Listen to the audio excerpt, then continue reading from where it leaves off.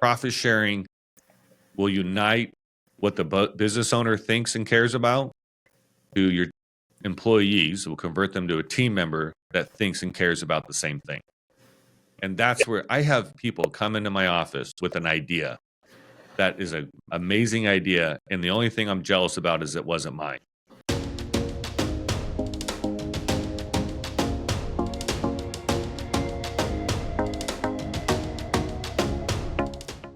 Welcome to the Leader's Mindset, where we bring you conversations with leaders who are making an impact in business and our communities. Today, I'm here with Rob Gallaher. He's the Chief Executive Officer of ProfitX and the Gallaher Company. Thanks for joining us today, Rob. Thanks for having me on, Jason. It's my pleasure. So, what is ProfitX? Cool name, by the way. What is ProfitX, and how do you help business owners? ProfitX is a company we started last year to help business owners implement a profit sharing system in their business so they can reap all the benefits that I have found work really well in companies with using profit sharing.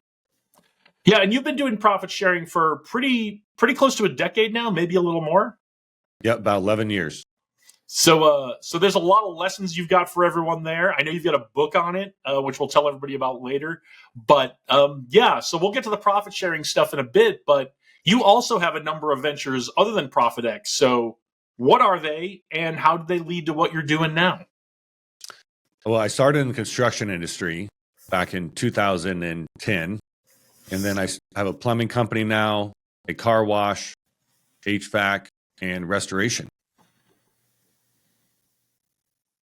And where did you first start applying the profit sharing? We first started it in 2015. And back then, I only had two companies, the plumbing and the construction. So those are my test dummies when we came up with the profit sharing plan, and we learned a lot doing it. It took about 3 years to really, develop the current system that I teach that maximizes a good profit sharing program. And in your first business, in that construction company, you built up to a team of 30 really quickly, a lot quicker than a lot of businesses might. What did you learn about leadership and being a leader from building such a relatively large team so quickly? Well, I learned that first thing I learned was I was not a good leader. And I learned that there was a need to be a good leader when you get to a particular size. And so I started on this journey. I call it a relentless pursuit of self-education. And I started by reading books and talking to other business owners. And in that process is actually where I come across the idea of profit sharing. So which is fascinating, right? It's kind of a buzzword. People want to know more about it. If you're an employee at an organization, you're definitely interested in it. Business owners, have a mixed bag of reactions to the word profit sharing. The first thing they think is how much money is this going to cost me? But during that time, I was learning about KRAs and SOPs and core values and mission statements. A lot of these things that I've heard of, but I wasn't doing. I wasn't implementing it or making a part of the culture in my organization. So it was kind of a twofold journey. There was the basics, the business 101 I call, the mission statement, the core values, the SOPs, and then simultaneously starting to trickle in this whole profit sharing idea and program and how all that would fit together. So is it fair to say that you found that you had to have the KRAs, the SOPs, the other things in place in order to make the profit sharing work effectively? 100%. So I've come up in the book, I talk about 3 things that you need to have before you can actually profit share. And one of those is leadership. The second one is profit. And the third one is accurate accounting. And so all those 3 in their own way directly relate to having good SOPs, good core values, a good culture, making money, and having a well-oiled machine that you're leading. Yeah, I mean, profit is pretty essential to profit sharing, right?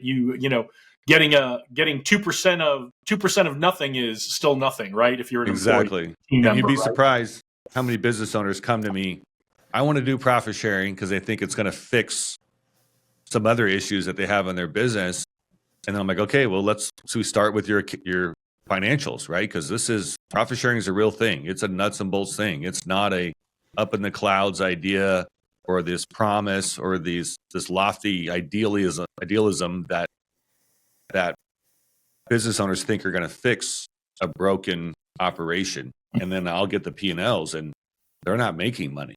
I'm like, okay, we got to go back to the basics here and get you all these other holes in your setup to have you making money so you can profit share. What are some of the common holes you find when you look at a company's P&L statement that's not making money? Because I've worked with startups for years, helping them with their pitch decks and that kind of thing. And I can look at a P&L and I can tell them just by looking at the P&L where some of the leadership problems and management problems are in their business. What do you see as common in companies that aren't making money? Well, one of the most common things I see is inaccurate financials. They either think they're making money and they're not, or they're not making money and they actually are, is actually quite common. And I can only imagine the nightmare that the CPA has or whoever's preparing the taxes trying to figure that out. And then as far as leadership goes, I just see a lot of inconsistency and a lot of selfishness out there where they think that it's them against the team. And they have to constantly crack whips and they're the only one that cares, which if you're a bad leader, those things are true, right? So you have to change. The most important thing you can do as a business owner is change your leadership and actually become a great leader. And then you'll see a lot of improvement right there. Another huge gap I see is role clarity. A lot of people couldn't write a half a page on what their job is. And there's a lot of confusion. Well, I do it sometimes. She does it the other times. Sometimes we work together. Sometimes I do it all by myself. These things cost money and slow you down. So I see a lot of things all over the map. Yeah, there's as you know, with this podcast, I'm a huge believer in we need to do, whether we're leading ourselves, our families, our groups in the community, or our businesses. Or in our regular jobs, leadership is so important. It's so important for connecting with people and getting the best out of ourselves and others. And one of the things that's really important, I have found as I've interacted with other business owners, is understanding that there are differences in motivation between entrepreneurs and the team members. So can you explain to us what some of those differences are between what it's like to be an entrepreneur and what your motivations are, and then what you find team members are typically motivated by? So I think this whole discussion stems from one thing. The business owners, if you think about it, his or her identity comes from this business. Their livelihood is dependent on it. Everything that they poured their heart and soul into, all the time that they put in and money a lot of times, and the sacrifices that they've made to start this company, or either whether they bought one or they started it from the ground. So you have that part, like this is everything that business owner is. And then you hire an employee, right? Which is I feel a negative word. And their idea is to do the bare amount of work to not get fired, right? To show up the last minute possible that they can show up, do the very minimal of what they have to do to not get fired, and then leave the second that they can, that won't have any consequences, right? So you have these two very opposite end of the spectrums of success trying to meet together for a common goal. And that was the thing that I saw when I looked up one day and had 30 team members. So at the time they were employees. We can talk about how I transitioned them into team members. And that's the word that we use here. Of this is exhausting for myself, right? I don't know how I can continue this. And really what brought this to my attention was looking at these other business owners that were in their 50s and 60s that have been doing it for 30 years. And they may have been successful financially, but I looked at their health, their marriages, multiple marriages, their relationship with their kids, the level of true happiness that they really didn't have, I couldn't see or couldn't find when you speak to these individuals. And I just thought to myself, this is not the road that I want to be on. This is not my idea of success. It's not just financial. Like even my own self, I was not spending a lot of time with my kids. my marriage was good, but it wasn't going anywhere, right? My wife was extremely supportive. Her father was a business owner, so she knew the story, but I wanted to change that story. And you look and you see around, you do meet individuals or see individuals that appear to have it all figured out. And I think some of them did. And that inspired me to invest in myself. During that process, I also invested in other leaders in my organization. I started reading like crazy. We started going to business leadership conferences and really implementing these things in our day-to-day language and in our daily activities to start this culture of leadership and improving ourselves and being the best human beings that we can be to lead others. Yeah, I love the idea that you talk about let's talk about team members and not employees, because I look back in my time in the Air Force and I don't think we ever used the word employee once when we were talking about someone wearing a uniform. And I don't remember what word we used, but I know it was an employee. Yeah, I'd love to learn more about what you did internally to transition from that idea from employees to team members, and then how you used that to transition your employees to not feel like employees but feel like team members. Yeah. So I did, when I first recognized this as a problem and it's something I wanted to work on, the first thing that if you read and first thing you're going to hear about is relationships. So that's kind of the basic standard start of gaining some kind of common ground with your employees, that you're a normal person, creating some relativity between you and them. And a lot of that comes from having a relationship, right? I'm not just some money hungry, crazy boss that wants to squeeze every minute out of you that I can, right? So being human to human will help a lot in this. And that will create a lot of trust. But so that's kind of what you're going to read about in most business books. And it's very powerful. And everyone needs to do that. And that's the basics. That's part of being a leader. The X factor that I put on top of that was the profit sharing, because it makes perfect sense that they don't care as much about your business as you do. Well, there's a simple reason for that, and you can't ignore it. They don't get paid like you do. They don't lose when you lose. They don't win when you win. They get paid the same. They have a salary or an hourly rate, and they're there to get that for the time that they're there. So that was the gap. That was the hole that I was trying to fill, at least as much as possible. And I knew if I could do that, then I could make huge gains in turning someone from an employee into a team member, right? And, one analogy I think about all the time is Tom Brady. He's won 7 Super Bowls, and a lot of people probably couldn't mention 1 or 2 other players on those teams, right? There's some famous wide receivers and a famous tight end that we might come to mind, but most people couldn't mention a lineman or more than 2 people on the defense of those teams. But we all know Tom Brady couldn't have done that by himself. We all know that if there was 11 Tom Bradys on offense and 11 Tom Bradys on defense, they wouldn't have won probably 1 game. So it's kind of that message. It's not kind of, it is that message of this takes a team. And everybody's role is super important for my success. My role is important for their success. And we have to work together. And and how does that work, right? We can go down this rabbit hole real quick. That works when their daily activities align with my daily activities to a common goal. And the best way I found to affect that is by affecting their monthly financial needle.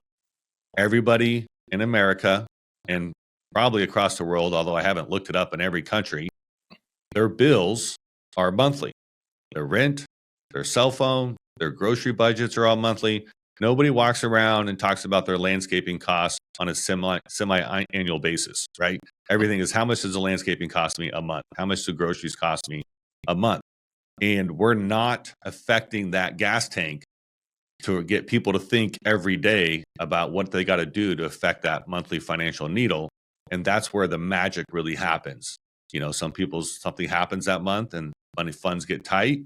Well, they know that if they focus at work and help the team win, they're going to get money to put into that tank to help their situation. And that is where the motivation and the alignment happens. It's the same thing for me. I'm motivated every month to make payroll, to cover my bills, to find something left over at the end. And if I can tie my goals and their goals together, we really get a lot done. Yeah, it's so important because research shows year after year, generation after generation, what a lot of people are looking for from their workplace is meaning. And one of the strongest ways you can convey meaning to people is by having them have a financial stake in it. So profit sharing is one of the really effective ways we can show people what they do has meaning, both to the bigger picture and to them personally. Yeah, 100%. Tying those together, that's the cherry on top of the sundae that puts you in the great spot to win. Yeah. So it took a while before you got your profit sharing model to really work the way you wanted it to. What were the challenges in the beginning? And then what did you find really worked for you? So my struggle in the beginning was everything that I read about profit sharing, every book that mentioned it, I bought and read, every podcast that brought it up. This is going back to 2014, right? There's the access to, YouTube wasn't what it is today, right? And business books were out there. There was a lot of stuff to read, but nobody had a how-to on profit sharing. It was all theory. It was all this idea. I even listened to a podcast back then about a guy that talked about profit sharing for an hour, but didn't do it in his own business. And so that was the big problem I had. It was like, how do you do this? Because it sounds great. And then the moment you sit down with a blank piece of paper to write it out, it gets the amount of questions and hurdles that you have to go through. You quit. I don't even know where to start, right? So I was so determined to figure something out. I brought two of my smartest leaders in at the time. We sat in my office, and I think it was over 2-hour meeting. And we just started talking about profit sharing. I was telling them what I've learned. I was telling them the goals that we wanted to do, what problems we wanted to fix. And we really honestly started with what we knew. We knew that a lot of companies do a quarterly bonus system. We knew that it would be some kind of percentage-based thing. We knew that the company had to make money for it to work, for it to pay out, right? We can't tank the company for a temporary profit-sharing program. So we knew some simple things that you can read about that make sense, right? But we profit shared the first quarter of 2015, and it was a total disaster. I even had somebody quit because of miscommunication, lack of clarity in the program. They didn't understand it. They thought it wasn't enough. I don't know what they thought the company was making at the time. They just thought that we were printing millions somehow, and then they should have gotten at least $500,000 in 3 months worth of work. So there was a lot of that going on. It was a misunderstanding of what the whole program was going to work. So I was immediately frustrated with it. I almost gave up on it because I didn't see an ROI on the money that I paid out. And I think at the time, at the size that we were, it was around $15,000 that I paid out. And everybody showed up to work the next day and did the same thing. Nothing changed. The culture didn't get better. We didn't get more work done. So we went back to the drawing board and we made some tweaks. And then we actually brought in more people in to have a weigh-in on what we were doing. And how did that make you feel? And why did you not think it was enough? Or do you understand where this comes from? There are people working in your company right now, if you're a business owner, that don't actually put together the fact that you have to make money to pay their check, right? This is some really simple, basic things, but people don't think about these things because they're employees. You haven't brought them in to a common goal or haven't educated them enough on financials to really understand how this works. I don't know what the percentages of people walking on the planet around every day is, but I know there's a large percentage of people that just think if you're a business owner, you must be making millions every month. You have the perfect life. You can do whatever you want. You have no bosses. I feel like I have more bosses now than I did when I worked for somebody else, right? So you have to, it's not paint a picture for them. It's really just showing them reality. And then that's when they go, okay, so like I can help this picture. And then it helps myself. And the better leader that you are, the better business owner that you are, the better I'm going to do. And my coworker, same thing, right? Like one of the benefits of profit sharing that I experience that I did not expect was that my team will cover for each other without me asking because they want to. They don't want the company to, someone goes on vacation, right?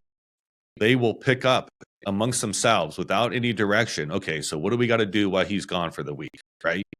And then the whole company is elevated in a heightened sense that time period to make sure no balls get dropped, right? So there's a lot of benefits that once we started doing it right, it took about 3 years to really, we saw successes, which is why we didn't give up. We saw some progress into what I saw in ROI, but we made adjustments to see more ROI, and right, because that's what business owners do, right? Well, if we put $1 in and got $1.50 back, how can we put $1 in and get $1.80 back, right? We're always trying to tweak things, and by involving the team and doing that, we come up with what I teach today, and we have different phases of profit sharing, and we keep it as simple as possible. I don't want to overwhelm business owners. It's not a complicated formula. This is something that you can do and learn very, very quickly and start seeing results much faster than I saw results in. Yeah, and I love how you keep emphasizing the leadership pieces are so critical to making this work. It's you talked about when the team members understand the stakes of what it of their performance on the company overall and what it means for them in their paycheck. That's when you start to see that collaboration, that initiative, that innovation. And if you want to see that, whether you're doing profit sharing or not, that's our jobs as leaders to show the team members what the stakes are in order for the company to be successful and therefore for them to meet their individual career goals as well. So I can already hear the questions coming from the audience. Is everybody a good candidate for profit sharing? What kind of team members does this work best for? So there's probably 100 ways to skin this cat. What I teach and what I've done is what I know. So what we did is we took the organization chart, right, which is one of those business 101 things. You should have this. And we started looking at all the different roles in a company and it started to figure out who has the most influence on net profit, right? And for example, let's say you have a full-time bookkeeper and their job is to pay the bills and put all the information into QuickBooks and provide the financial reports, right? They don't have an influence on revenue. They don't have an influence on the cost that's going on. They don't have an influence, right? They're not changing those numbers. They're just putting it in there. So to answer some people's questions, my bookkeeper is not on profit sharing because they're not influencing profit. Now I pay her a competitive wage and she is for what she does and provides for the company. She couldn't go somewhere else and make more, if that makes sense, right? So it's not like I'm shortchanging anybody. The people that I have, for example, let's pick my car wash. The general manager is on profit sharing, a larger percentage. We use phase 2 profit sharing over there. And then all the assistant managers. So it's basically leadership, right? But I also have the maintenance guy on profit sharing. Because if the maintenance guy is not doing his job and that car wash tunnel breaks down, we're not washing cars and there's no money being made. So I determined that his role was so important to the net profit every month that he needs to feel that when that tunnel breaks down or it's working great and we're putting out clean, dry, and shiny cars every day. So in my plumbing company, the example there would be the dispatcher. They're not out there doing sales. They're not telling the plumber what to do, but their role is the routing and handling the schedule. If they don't do a good job, we do less jobs. The plumbers get frustrated, less, and the morale goes down. So there's that role I determined was a profit sharing role. We call them DMs, decision makers, people that are making decisions every day that affect the monthly outcome every month. So that's the acid test that we use that I teach for who gets on your profit sharing program. That makes sense. Yeah, it's more of the breaking the old profit center, cost center model of management, right? And thinking about who really provides value. And I love the two examples you chose of maintenance of the car wash and the dispatcher for the plumbing company. Because what you really want in your maintenance team at a car wash is not just someone who, when it breaks, is going to wait for someone to tell them to fix it. You want them doing preventative maintenance. You want them keeping up with what's going on in the technology. What can we be doing better to put through more cars? How can we keep it up, the uptime higher, and keep the downtime lower, right? You want that kind of thought and innovation going into that. And same thing with the dispatcher, right? Is if the dispatcher comes in and just does everything in the order it comes in and sends people out on calls in the order they're free, you're doing way less. You're bringing in way less revenue. You're doing fewer calls than you could possibly do if the dispatcher really has a stake in it, says, okay, I'm going to make this as efficient as possible to bring in as much revenue and ideally as much profit as we can for the company. Yeah, 100%. Another thing I think your business owners should hear is that your team members will start making decisions without your direction. For example, we mow our own lawn at the car wash. We don't have a lot of grass, but I bought this lawnmower brand new when we opened 8 years ago, I think now. And every Tuesday they're supposed to mow the lawn. Well, that lawnmower wears out and it broke. And this all happened without me knowing.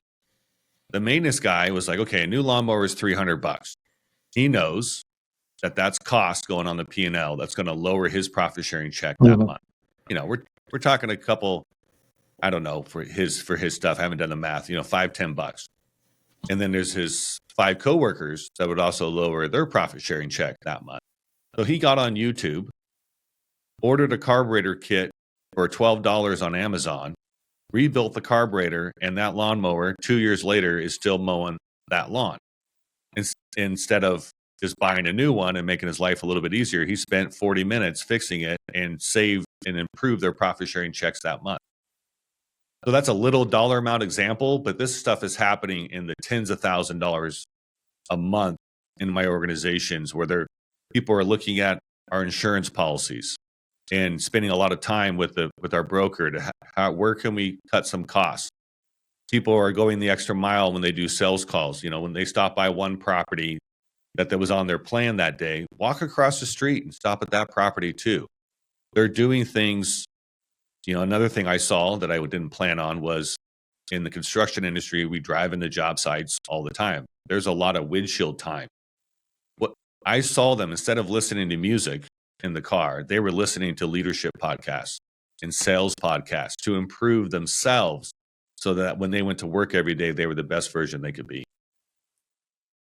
I love every bit of this because we talk a lot on this podcast about how do we foster initiative? How do we foster accountability? How do we foster innovation on our teams? And there's a lot of ways to do that.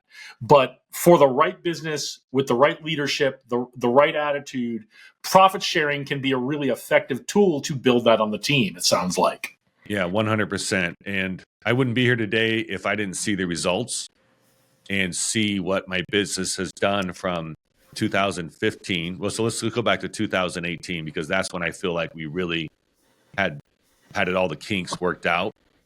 To 7 years later? I mean, we've tripled in size very easily, and it's not always about size, right? People talk about how much money they make. Let's talk about how much money you keep, right? Because that's really what it is. In the car wash world, I meet a lot of business owners, and because of my site and the location, I got a lot of attention when we opened and the profit sharing thing. They all want to talk about how many cars they wash a day, how much revenue they do a month. And it's kind of an ego numbers thing. Well, let's talk about how many dollars you made. I mean, because at the end of the day, that's what we're really here for. That's the number that counts at the end of the day. So it's a very effective program to fix culture, to help improve motivation, like all these things we talk about. It's just the next level of success in the workplace.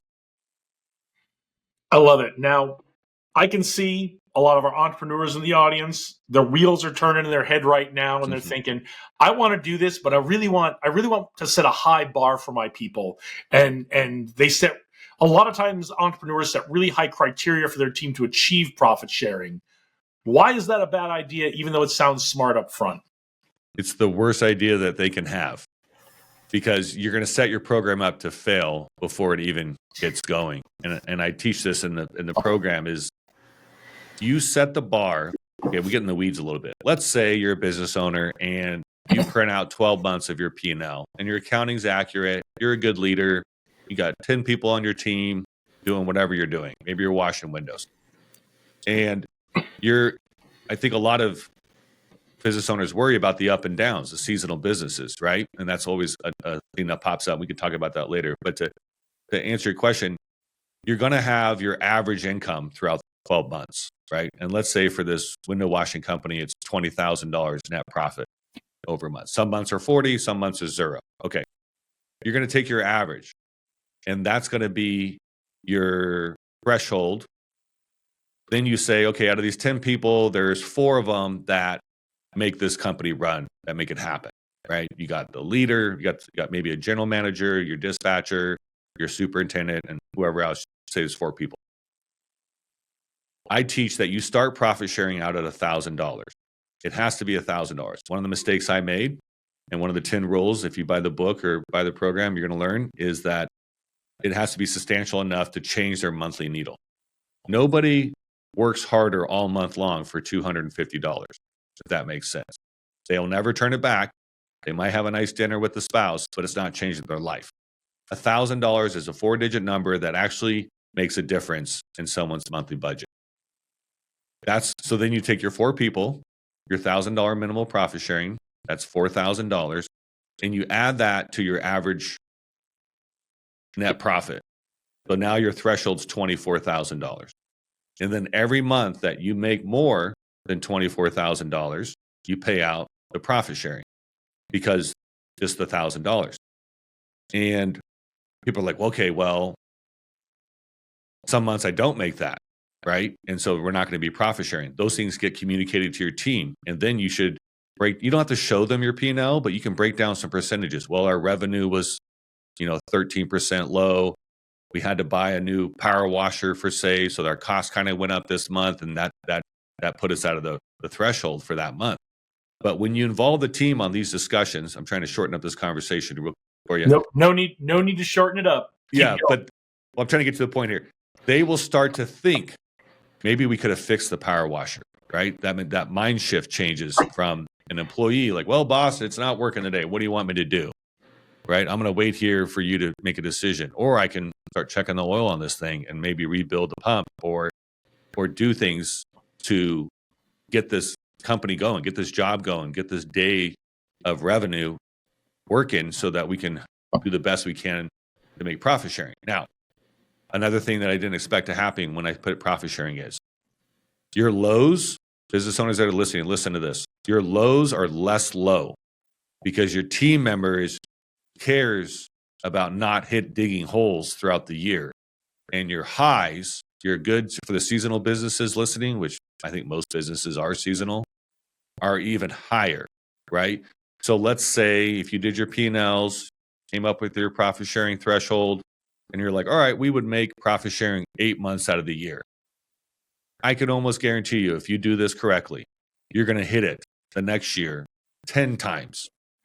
And then possibly 11 times, right? And you're going to see improvement. Your highs will be higher and your lows will be less low because now you're working as a unified group for the same common goal. Yeah, it sounds a little counterintuitive. I know the audience is saying, I don't know if I quite believe it, but you've got the data. How many companies have you worked with on this since 2018? 4. Yeah. 4, actually 5 for a little while. I had a tire store too that I bought in 2016. We implemented profit sharing, I think the next year, because we were already doing it at the other companies. And we tripled revenue at this site. When I bought it, there were 3 people working there. I had 8. And it was a great location. COVID happened in 2020. And our traffic count went from 40,000 cars a day to 4. And I decided that we were just gonna shut it down. It was a business that kind of fell in my lap, and it was fun while it lasted, but we still have the place to do the maintenance and mechanical work on our current fleets. I just shut it down to the public. So So I technically at one point I had 5 businesses on profit sharing.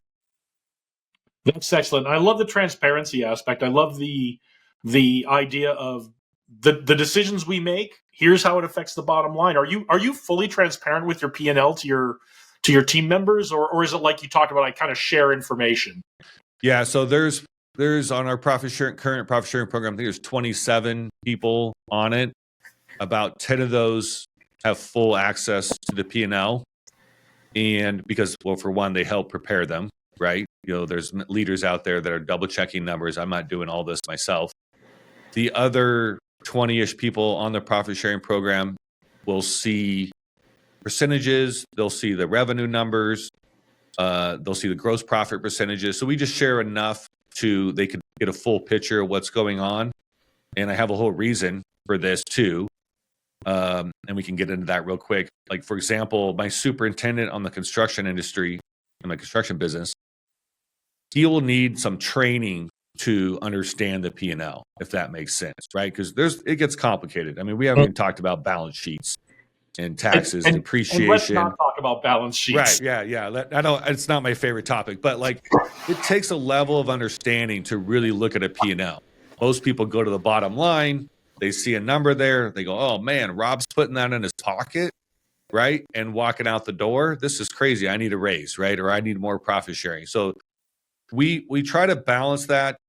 I have enough people looking at it that are leaders amongst the team that creates the trust that they know that what I'm saying matches what everybody else is saying, and people know that it's accurate, right? It makes sense. And then being consistent about communicating this information, and people are smart. They see, hey, we did a lot of work last month, and Rob said the revenue went up 21%, and our costs, and I was really smart about labor and the materials, and our gross profit went up. Like, I see what I'm doing every day affecting these numbers. And so that creates a lot of transparency and trust too. But I don't have my P&Ls flying around the building for everybody to see, mainly because they won't understand it. It'll create a false narrative, and it will create a lot of damage that we don't need. Do you find now you've got team members who see the P&L who are like, "Hey, Rob, revenue went up 20% last quarter, but I see profit only went up 14%. What's going on?" Well, let's look at the costs. What did you spend money on? We didn't need to spend money on. So, I mean, we all know that profit is affected by 2 things: revenue, which is what most people focus on. That's a huge mistake. But you have the costs and the overhead that take away from that revenue. Those things will creep up on you too. Every business owner right now is listening, is nodding their head like, I've experienced that, right? And sometimes it's lifestyle creep or the office creep. All of a sudden there's a gym in the office, or all of a sudden there's other perks that can really add up if your revenue isn't matching that added expense. So that would be a good educational conversation about that happening. Or sometimes we get a really big job and revenue will jump through the roof, but we didn't make a lot of money on that job, right? So should we do these jobs, or we make a lot of money on concrete jobs? Maybe we should focus more on concrete jobs. And so I like that conversation to help guide, make it their idea too. They'll be like, well, we're making 45% on concrete work and 30% on window jobs. Well, maybe we should be selling more concrete. That would help your profit sharing. I'm okay either way, right? Let's be smart with the manpower that we have and focus on that. I love every bit of this conversation, and that these conversations are happening in your companies, where team members are saying, maybe there's a better way to do this. And they're thinking big picture. And then because they're thinking big picture, they're thinking about, how do I do my job better to help the big picture? I love every bit of that. Yeah. The biggest thing I would say, if you're going to hear one thing on this podcast right now, is that profit sharing will unite what the business owner thinks and cares about to your employees. Will convert them to a team member that thinks and cares about the same thing. And that's where I have people come into my office with an idea that is an amazing idea. And the only thing I'm jealous about is it wasn't mine. Right. And because they're thinking, and I have 130 employees now. There's a lot of brains walking around that see things from different angles, different backgrounds, and they're seeing things differently. and they bring it to me, and we implement new stuff to be better all the time. And that's a great position to be in. And speaking of great positions to be in, I want to take a break from the business questions for a bit and play a game with you. Are you up for a game? Let's do it. I love games. All right. The name of this game is Rapid Response. I'm going to ask you a series of questions. I want you to respond with the first thing that comes to mind. Doesn't need to be a one-word answer. Elaborate as much or as little as you'd like. But we just want to get to know Rob a little better. All right? All right, let's do it. All right. Rob Gallaher, rapid response round. Your time begins now. Podcast recommendation. Dave Ramsey, Entree Leadership. Good one. A practice you'd like to see more people embrace. I think health and fitness has been a huge thing that can help people's performance in all areas of their life. I agree. There's so many benefits just from not just the health benefits, but just focus, discipline, sticking to something, persistence that I think come along with that. 100%. And do it with your kids. Get your kids into it. Huge thing. Yeah. I don't have kids, but I know people are always looking for stuff to do with their kids, and I think that's a great one. Someone we should all be paying attention to. Gosh, your spouse. That is a great answer. I don't think anyone has ever said that on this podcast, and I don't think that can ever be said too many times. I agree. What is your get pumped up song or your walk on music? Oh gosh, so many. Oh, wow. I like AC/DC. And on my playlist, it's reoccurring. Sometimes I'll pick those songs, but I bounce around in genres of music. I love music. I'm a big music guy. But AC/DC is a solid. I just saw them in concert this year, actually. It was great. I bet that was great. I haven't seen them since the 90s. They were great in the 90s. I bet they're still great now. They rocked it, man. I forget how old they are, but they rocked that place. It was crazy. Well, I'll tell you, they were old in the 90s when I saw them, so they're 30 years older now. But it's a great show. Who is the biggest, or what is the biggest influence in your life? Oh, my father and mother. My father, I got my work ethic from my father, and I got my dreamy, high goals, tenacity from my mother. And I think those two putting the example down have created who I am today and how I kind of navigate life. Excellent. What is a book everyone should read? How to Win Friends and Influence People by Dale Carnegie. It's probably had the biggest influence on my life. It's a great one. It's probably the most common answer given on this podcast, and I'm here for it every single time. It can't be another thing that can't be read enough. Yeah, and I think people think that that's not just for business. I have had more influence from that book on my life, being a father and a husband. Don't get me wrong, it's been great for business too. So if you could find a book that would influence multiple aspects of your life, that's the one to spend some time on. I read it 3 times. Absolutely. Best part about the holidays in California? Oh, the 4-day Thanksgiving. It drives me nuts when Christmas is on a Wednesday. And then it's like, what days of the office are we open? No one does anything that week anyway. But Thanksgiving seems like it's a great 4 days. I like it. I like food. I like the weather at that time of the year. Sometimes it's beautiful and sunny here in California. It's just a great time. Yeah, someone was really thinking when they said we're going to make this one a Thursday, so it's not worthwhile for anyone to work on Friday. My favorite as well. If I was president, Jason, Christmas would be on a Thursday. New Year's would be on the Thursday every year. All holidays would be on Thursdays. That would be my first executive order. All right, Rob Gallaher for President 2028. There we go. Let's do it. Let's make some hats. Your dream vacation spot? Bass Lake in California. My favorite place to go. Nice. A trend you're excited about? I don't know if I'm excited about AI, but I pay attention to it. It's I see we've been poking the bear a lot with AI and how we can get more efficient with systems, scheduling, mapping out routes for the service guys has been interesting. We have used it in the car wash for sales training and tracking our maintenance program, and it's been good. I think it still has a ways to go, but it's kind of exciting. Some of my team members are all about it, and I pay attention when they talk about it. Yeah, I think we all need to be paying attention to it. If you're not using AI right now, it's like you're trying to fix your car with a hammer and a saw. Yep, 100%. I also say that with a reservation that I think some people are going to go too far, and they will think that they can beat the human-to-human interaction.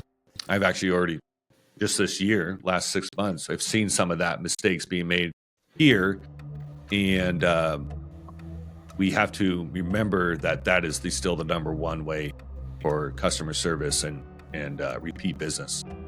I agree 100%. Okay, last one. Favorite sports team or player? Oh, I'm going to get hate for this one. I was born and raised an Oakland Raider fan, and I am still there. I have silver and black running in my veins. I used to be a season ticket holder when they were in the Bay Area, and I know we suck right now, but it is what it is. I'm a diehard.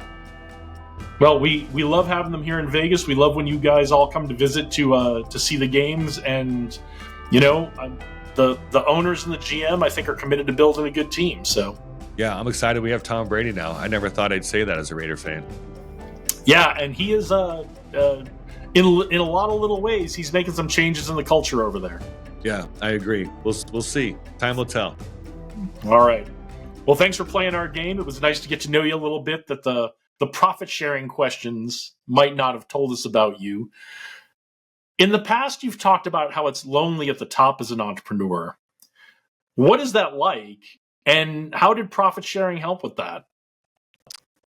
Well, what's it like being lonely? It feels like it's you versus the world. I think most people feel that. But when you're in your own building and you have people that you've hired and you paid to help you, it's a whole nother level of loneliness when you don't feel connected to them, right? Or they feel like you have different agendas. Profit sharing has made us have the same agenda, and it has made it to where our success affects all of us financially and, therefore personally, with our personal goals and our dreams and hopes. And so that bridges that gap. I love it having a business owner conversation that I would have probably with most business owners would only have with other business owners, with my leaders.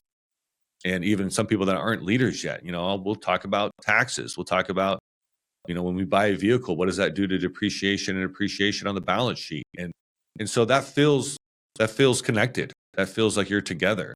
Now I'm still the boss, right? I'm still the owner. But it's nice to have people thinking and coming from the same direction that I'm coming from. And you can create those relationships, and some of them are turned into friendships and of our common success. We can talk about how profit sharing has affected their kids' lives and their own goals and their marriages. And that is, to me, really, really freaking cool. Yeah, I love that. It is lonely at the top, and anything we can find to help build that connection, I think, is really great. So you mentioned you've got 10 rules for profit sharing. They're all in the book. I don't want you to talk about all of them because I want people to go get the book, and I read it last night, and it's fantastic. You've talked about a couple of them so far. Pay it out monthly, I think we talked about. Make it substantial, we talked about. What's another one that's absolutely critical for our audience to hear before they go off and do this and before they go read your book? Yeah, we touch base on it was making it obtainable. Business owners like to set those goals. I had a business owner in my office last year that was like, if we double net profit, then I'll do profit sharing, right? And it just sets the bar really, really high. And I'm like, that's not going to work. You're going to fail. Your team's going to hear that and instantly turn you off, right? Rule number 4, clarity is a huge one, right? You got to rally your team. Part of this is being a good leader, having trust with your team. When you speak, they listen and they believe you, right? Number 5, coaching and leadership. So I don't read leadership books by myself. We have a book club where we're reading them together and we're talking about them together. And I want to hear their ideas or their take on this stuff too. So I'll probably take over a production meeting once a month and just pick a topic, maybe a core value or something that I recently read about, and just spend 40 minutes and talking about that. And it's not just me talking the whole time. We'll go around the room and get their ideas on, maybe we'll talk about integrity one day or accountability, what that means for them, or what is that? How does that affect their personal life, their marriage, their relationships with their kids or whatnot? And so these things, I think, as leaders, we're missing a lot in corporate America, where you have the CEO or the owner, and he's off doing his thing, and the relationships aren't being built, and they're not gripping down what they're learning and what can help their team in general, and even in their personal lives. I mean, we don't always just talk about business. It's, hey, I have a 15-year-old daughter who thinks she's 27 and is convinced that her parents are idiots. And I've talked to people on my team about 15-year-old daughters, and actually I've talked to people that have older daughters and what they did and what they've gone through and what their experience was like to help me become a better father and to better navigate this situation. It's not like a situation. It feels tactical situation sometimes, but yeah. So just that's leadership, right? And that's creating, it's me as a human being, not as the boss. And it creates a lot of trust and transparency for both sides. Yeah, I was struck when I was reading the book how many of the rules are good leadership principles, good leadership practices, and I'm so excited to have this conversation and find out that the money part is great, but the leadership part is really what makes this all happen. Yeah, correct. Because I've seen this before, and this was part of the problem when I first did it. Was probably half the room didn't believe me, and the other half of the room was like, well, I hope it works, but they didn't have confidence, right? And that was a leadership problem, not a profit sharing problem. And so, you have to be, for number one, if you're not a good leader, you're probably not turning that much of a profit to share in the first place, right? Unless you're in some niche thing that you're just killing it. But that does happen. I do see that. But in general, when you're uniting a team and asking them to change their daily activities to help this company, they have to have skin in the game, and it takes a leader to make that happen. Absolutely. So if you want the rest of the 10 rules, you've got to go get the book. I'm cutting Rob off. He's not going to tell you any more of them. But I do want to ask, because leadership is so key to making all of this happen, and I like to ask this question to almost all of our guests. What are the important qualities you want to see in a leader in your companies? And how are you developing the future leaders of your companies? My favorite quality of a leader is a reader. I think leaders are readers. I don't see a lot of good leaders that don't read and that aren't constantly learning things to become better. The other thing that I like to see is compassion, right? We're not human beings. I mean, we are units of production in certain ways, but I don't want to be seen as a unit of production. And I don't want anyone on my team to be treated like a unit of production. I have bad days, right? And if I want to leave early because I got to go home and take a nap because I'm exhausted or whatever, I don't need someone to be like, oh, the boss just leaves early all the time and doesn't, he's just here, blah, blah, blah. And same thing for them too. They have kids, they have families, they have medical things they got to take care of. They have, and so having that compassion that we're human beings, we're here to win. We have to do things in our lives to be the best version of ourselves, and understanding that as a culture is super important to me. Fantastic. So what's coming up for you and ProfitX in the next few months? We're building a subscriber list. So if you want to join that, we can put a link to the show notes. I send out a weekly newsletter. It's not always about profit sharing. There's a ton of leadership thing in there. I tell short stories about what I've learned And I think the last one we did was about goal setting, another super important thing. So there's a lot of value in this newsletter. You can sign up for it. We're going to send it out every Monday. That's what's going on. That's getting bigger. We're getting a lot of responses and traction in that area. We've sold a lot of mini courses. So if you're on the fence right now and you want to, learn more about it, I think it's $27. There's a couple of videos, 6 videos in there that kind of give you the breakdown. Maybe you're not a reader. This would be a good way to learn more about profit sharing to see if you're a good fit, if you have everything ready to go. And then there's the course that is everything I have learned in 10 years of profit sharing successfully. And it will give you the spreadsheets. It will give you the sample, kickoff speech that you give to your team. It'll help you figure out your DMs. It gets all the way down to the nuts and bolts of profit sharing and what you need to do as a leader, what you need to look out for your accounting, right? The common accounting mistakes that I see that business owners don't understand. And also a lot of ways of how to increase profit. So your profit sharing program is more robust and is more effective. It sounds great. And we'll get all that linked up in the episode description so everyone can get to that easily. As we wrap up, what's one thing entrepreneurs can start doing today if they want to incentivize their employees? Build better relationships. Talk to them. I love knowing what their goals are, their personal goals.